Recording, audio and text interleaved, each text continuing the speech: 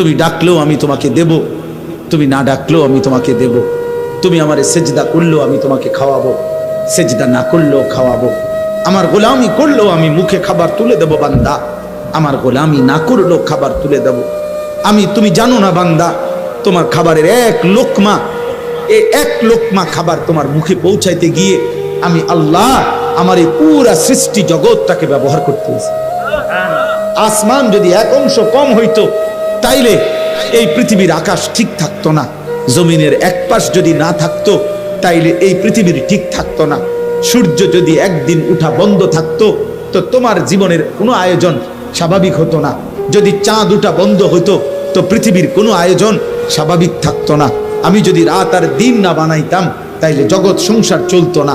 আমি যদি আলো আর অন্ধকার না বানাইতাম তো জগৎ সংসার চলতো না। বান্দা, আমি এই সব কিছুর ইন্তজাম করে আমি আল্লাহ তোমার একটা একটা প্রয়োজন আমি পূরণ করছি।